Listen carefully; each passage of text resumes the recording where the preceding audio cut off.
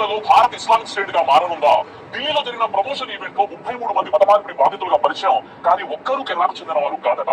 Trailer లోని కొన్ని సన్నివేశాలు బలవంతం, మత మార్పిడి, హింస, గోమాంసం తినిపించే దృశ్యాలు నిజమేనా? అసలు సినిమాలో చూపిస్తున్నది నిజమా, లేక ప్రపోగండానా, లేక ఒక పెద్ద ప్లాన్ ఏమైనా ఉందా? ఇంత వివాదాస్పదంగా ఉన్నప్పటికీ సెన్సార్ బోర్డు పర్మిషన్ ఎలా ఇచ్చింది?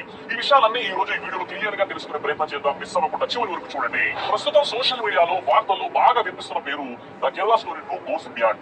పార్ట్ 1 ఎంతటి సంచలనం సృష్టించిందో మనందరికీ తెలుసు. అయితే ఇప్పుడు వస్తున్న ఈ పార్ట్ 2 చుట్టూ అంతకంటే పెద్ద వివాదాలు నడుస్తున్నాయి.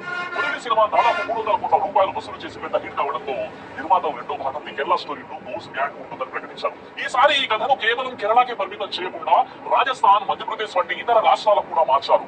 ఈ సినిమా రిలీజ్ కాకముందే పెద్ద గొడవలకు, చర్చలకు కారణమైంది. అసలు ఈ సినిమాలో చూపిస్తున్నవి నిజమా, లేక ఇది ఒక ప్రొపగండానా, లేక కుట్రనా? మన న్యాయస్థానాలు ఏం చెబుతున్నాయి? ఒక ఆశ్చర్యకరమైన విషయం ఏమిటంటే, ఈ సినిమా ప్రమోషన్ కోసం ఢిల్లీలో ఒక పెద్ద కార్యక్రమం నిర్వహించారు. అక్కడ 33 మంది మహిళలను మత మార్పిడి బాధితులుగా పరిచయం చేశారు. కానీ ఇక్కడ ఒక చిన్న ట్విస్ట్ ఉంది. ఆ 33 మందిలో ఒక్కరు కూడా కేరళకు చెందిన వారు కాదు. వారు పశ్చిమ బెంగాల్, బీహార్, రాజస్థాన్, జమ్మూ కాశ్మీర్ వంటి రాష్ట్రాల నుంచి వచ్చారు.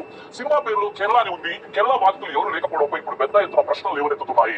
ఫిబ్రవరి 17, 2020 విడుదలైనటువంటి ట్రైలర్ సమాజంలో తీవ్రమైన అలజడిని సృష్టించింది. ట్రైలర్ ప్రారంభంలోనే రాబోయే 25 ఏళ్లలో భారతదేశం ఇస్లామిక్ స్టేట్ గా మారుతుంది అనే హెచ్చరిక సందేశం రావడం చర్చనీయాంశమైంది.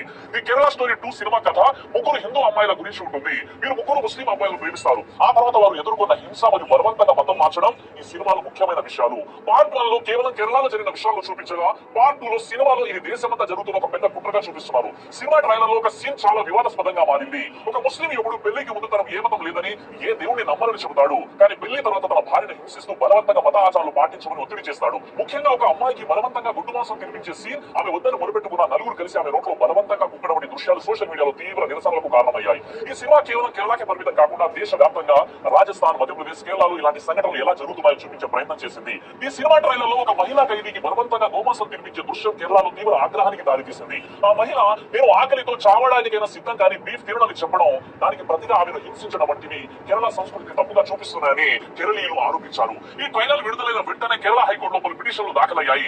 ఇలాంటి సినిమాలు సమాజంలో గొడవలకు కారణం అవుతున్నాయని, కేరళను ఉగ్రవాద ప్రాంతంగా చూపిస్తున్నారని చాలా మంది కోర్టులో కేసులు వేశారు. కేరళ హైకోర్టు మరియు సుప్రీంకోర్టు వీటిని విచారించాయి.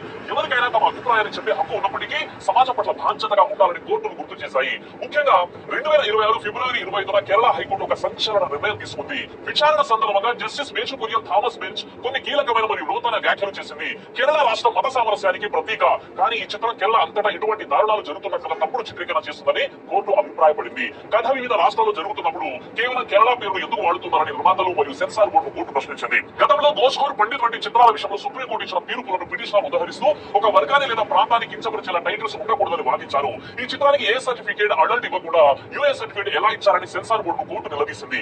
సమాజంలో మత విద్వేషాలు రేకెత్తించే అంశాలు ఉన్నప్పుడు సెన్సార్ బోర్డు తన బాధ్యతలు సరిగా నిర్వహించిందని ప్రశ్నించింది. తుది విచారణ ముగిసే వరకు సినిమా హక్కులను విడుదల చేయవద్దని మరియు ప్రదర్శన నిలిపేవారని కోర్టు ఆదేశించింది. మేకర్స్ కూడా కోర్టు నిర్ణయం వచ్చే వరకు తాము వేచి ఉంటామని హామీ ఇచ్చారు. ఈ సినిమా ట్రైలర్ లో కొన్ని సన్నివేశాలు చాలా మందిని ఆశ్చర్యపరిచాయి. దేశవ్యాప్తంగా వేల సంఖ్యలో అమ్మాయిలు మత మార్పిడి గురవుతున్నారని ఈ సినిమాలు చూపిస్తున్నారు. ముఖ్యంగా 32,000 మంది అమ్మాయిలు అనే సంఖ్యపై మళ్లీ చర్చ మొదలైంది. ట్రైలర్ లో ఒక హిందూ అమ్మాయిని బలవంతంగా బీఫ్ తినిపించే సన్నివేశం ఉంది. కేరళ లాంటి రాష్ట్రంలో ఆహారపు అలవాట్లు మతాలకు అతీతంగా ఉంటాయని, ఇలాంటి సీన్లు సమాజంలో చిచ్చు పెడతాయని విమర్శకులు వాదిస్తున్నారు. ఈ కేరళ స్టోరీ మొదటి మరియు రెండవ భాగాల్లో 32,000 అనే సంఖ్య వాడకం అతిపెద్ద వివాదంగా మారింది. మొదటి భాగం విడుదలైనప్పుడు కేరళ నుండి 32,000 మంది అమ్మాయిలు మతం మారి ఉగ్రవాద సంస్థలో చేరాలని చిత్ర బృందం ప్రచారం చేసింది. కానీ కోర్టులో సరైన ఆధారాలు చూపలేక అది కేవలం 3 అమ్మాయిల కథ ఆధారంగా తీసిన కల్పిత చిత్రమని నిర్మాతలే ఒప్పుకోవాల్సి వచ్చింది. ఇప్పుడు రాబోతున్న రెండో భాగంలో కూడా మేకర్స్ మళ్లీ అదే 32,000 సంఖ్యను ప్రస్తావిస్తూ తమ వద్ద ఆధారాలు ఉన్నాయని, మరియు ఇది కేవలం కేరళకే పరిమితం కాకుండా దేశవ్యాప్తంగా జరుగుతున్న ఒక పెద్ద కుట్రని వాదిస్తున్నారు.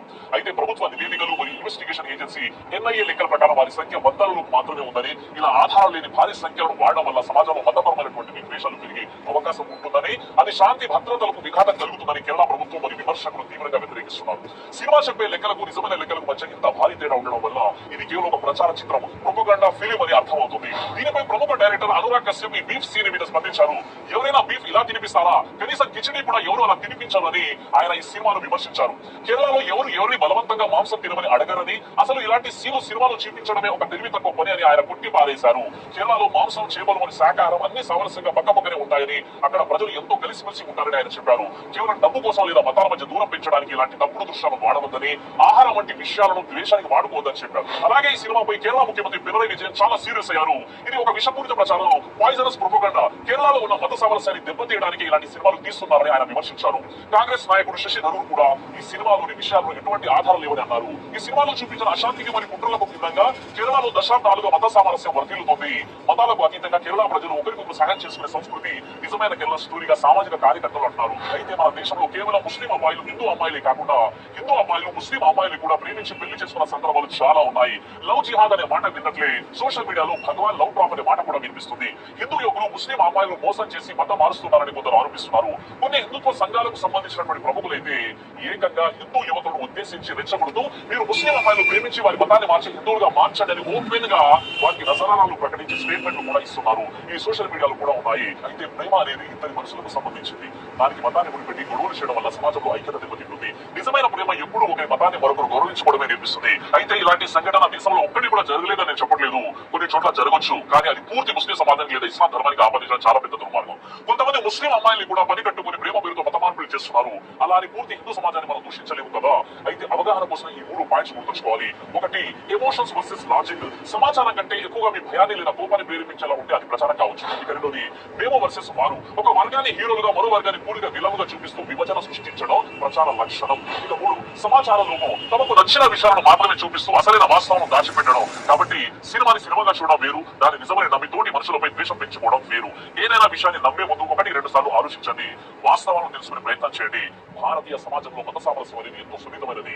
సినిమా వంటి శక్తివంతమైన మాధ్యమం సామాజిక ఐక్యతను పెంపొందించడానికి ఉపయోగపడాలి తప్ప విద్వేషాన్ని పెంచడానికి కాదని మేధావులు వారి న్యాయస్థానాలు నొక్కి చెబుతున్నాయి. కేరళ యొక్క నిజమైన కథ అక్కడి ప్రజల ఐక్యతలో, విద్యారంగంలో వారు సాధించిన పురోగతిలో మరియు మతాతీతమైనటువంటి వారి మానవత్వంలో ఉంది. కాబట్టి సినిమాలలోని ప్రచారాన్ని, ప్రొపగండా మరియు వాస్తవాలను వేరు చేసి చూడగలిగే విజ్ఞతను పౌరులు అలవర్చుకోవాల్సిన అవసరం ఎంతైనా ఉంది.